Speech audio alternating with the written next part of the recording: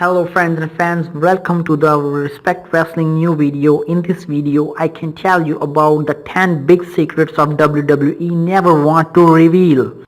First, if you never subscribe to my channel, click on the subscribe button now. When watching from a distance, to all seems so simple. Just a bunch of guys putting on a show in the ring. The reality of it all is that this could not be any further from the truth. Wrestling is much like a circus, constantly traveling the globe, putting on shows 300 days a year. When you really take a step back and look at how much better the production value has gotten over the years, it is quite amazing. This is being said, there is so much that goes on behind the scenes and in the ring in order for a show to flow properly. These behind the scene events are usually kept quiet and done behind closed doors. They are simple things that WWE does not want viewers to know about. Just like in a circus act, the magicians never reveal his secrets. In this video, we will take a look at some of these secrets at WWE kept quiet behind closed doors. Number 10. WWE pumps noise into taped shows. Ever wonder why the crowds on SmackDown, Superstars and main events are so loud and weird sounding? Well, that's because of WWE pumps added noise into their taped telecasts. When a big bump or popular superstars make his way to the ring, an audio record of a loud crowd is intensified. Look closely during episodes of Superstars or main event, the crowd is sitting not paying attention, with most of them not even having arrived yet, and somehow they seem so loud. The WWE is especially known to do this with superstars they are high on, like Roman Reigns for example. Pumping noise into the telecast does not happen on Raw or pay-per-view because they are live, as the WWE simply does not have time to make these edits. This is the reason why Raw and pay-per-view have much more of the real feel to their telecasts. Edits are a huge part of WWE programming on a weekly basis. Number 9. Camera work. In order for a show to be great, most of it really comes down on camera work. It certainly is not as easy as it seems. There are many cameramans working during a telecast.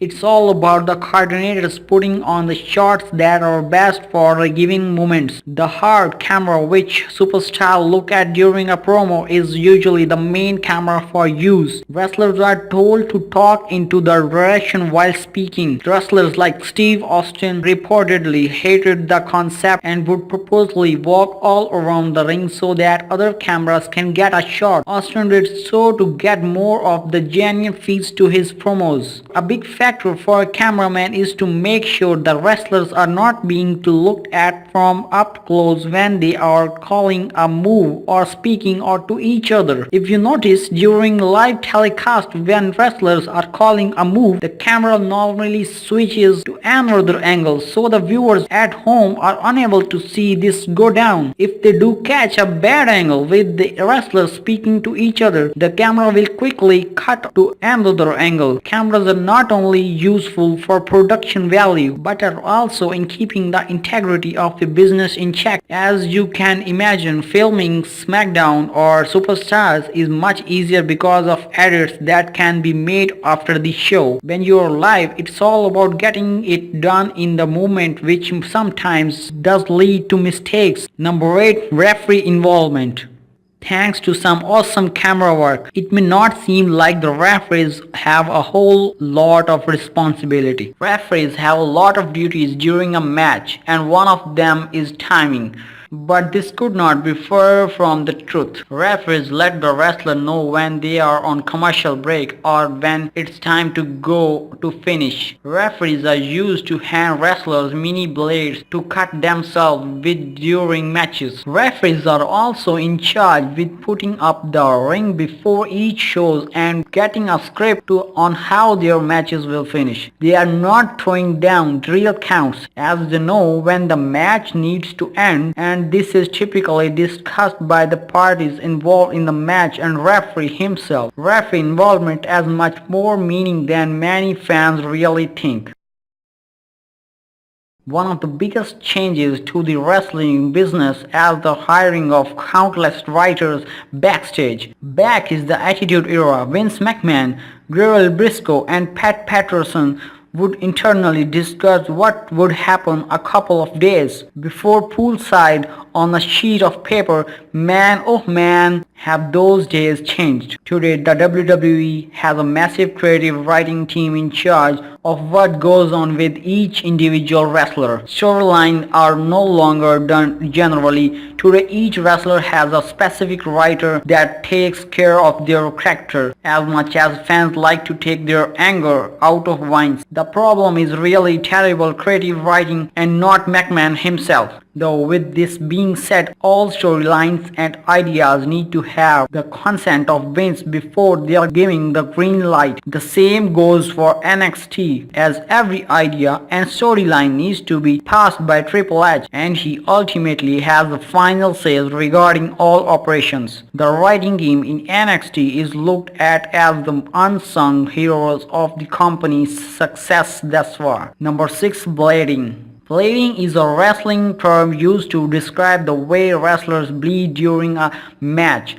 Bleeding involves wrestlers intentionally cutting themselves in order to bleed during the match. The blade itself is usually hidden in the wrestler's attire or in their wristbands. In some cases, the referees hand wrestlers the blade when their camera is away from them. Bleeding can be dangerous. However, in 2004, Guerrero accidentally cut too much and sliced an artery of his forehead. Guerrero felt the effects of this for the next couple of weeks. Because of this and many other reasons, the WWE has banned blood since changing the PG rating in 2008. If blood does happen to appear, it's usually by accident, and in these cases the match is stopped and the wrestler is cleaned up. However, recently the Lesnar and the Undertaker decided to use blood in their match. McMahon was furious according to sources, and he did not know this was going to happen. It remains to be seen if bleeding is make its return to the world of sports and entertainment one day. Number 5. Scripted promos. One of the biggest changes on the wrestling business today is the quality of the promos, which are subsided enormously. The promos just don't have any feel of realism anymore. Unlike the olden days, today's wrestlers are given a script and actually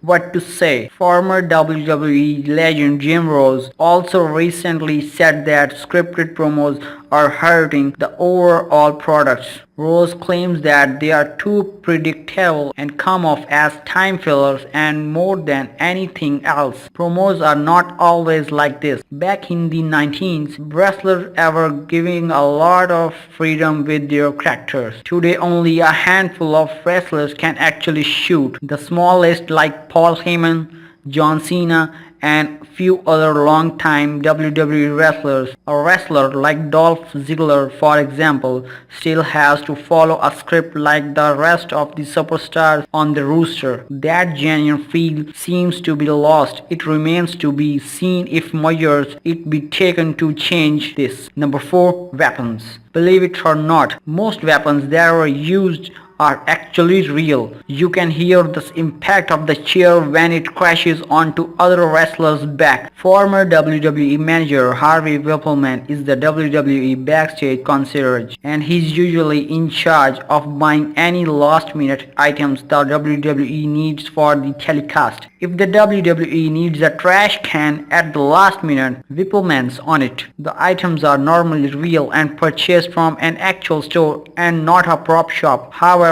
some popular weapons like obviously reinforced, the tables and the ladders are the only weapons that do have some given on them. The tables are reinforced in order to make it easy on the wrestlers to go through them. Can you imagine trying to put someone through a real table?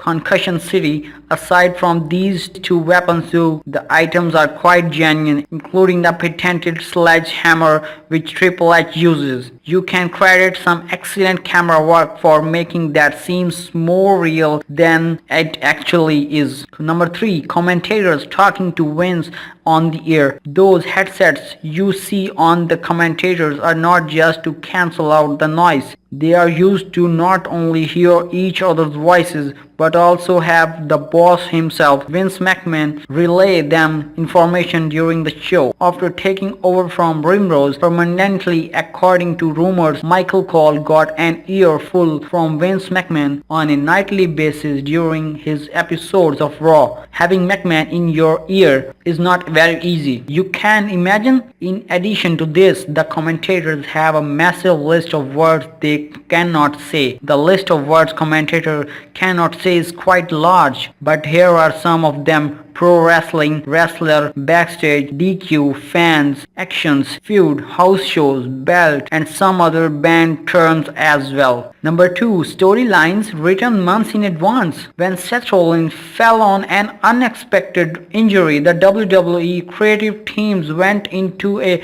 massive state of panic. A big reason for this was because the WWE's creative team had storylines for Seth already written up on WrestleMania. This caused a huge number of free writers. Rumor has it that Sheamus was deemed to win the championship hours before the show, hours before the match. According to original script, before Rollins went down, Reigns was slated to walk out of Survivor Series with the title and once again face Rollins at TLC. With Rollins out, the creative team was forced to make new plans, and these plans involved Sheamus and a few actions the League of the Nation. Barring injury scares, plans are usually made months before and sometimes even years before, like Rock and Cena. Plans are only subject to change when a wrestler goes down with an injury or an extreme rise to popularity, like Daniel Bryan, for example, who forced the WWE to rewrite the plans on multiple occasions. Despite some of these rare instances though, most storylines are written months in advance, and the number 1 is determining what goes on in a match. Believe it or not, 60% of the match is usually improvised. The only real part of the match that is discussed and planned is the finish. Matches are usually improvised with one wrestler calling most of the match. This usually falls on the heel of a veteran who controls most of the action, and he usually tells his opponent what to do throughout the board. In more prestigious cases like pay-per-views, some wrestlers to go over some things like in advance. They usually practice some moves in the ring before the show. While away from the company, Alberto Del Rio spoke about how he trusted wrestlers to lead matches, like John Cena for example. He however was not comfortable with the likes of The Miz talking charges, and Del Rio would unusually call these matches. The more respect you have earned amongst your peers, the more likely you are to call a match. As you might expect, the veterans are not only call the matches but improvise the most of it. Like any other job, the more experience you get, the easier it becomes. If you like this video, go ahead, click on the subscribe button now. Thanks for watching.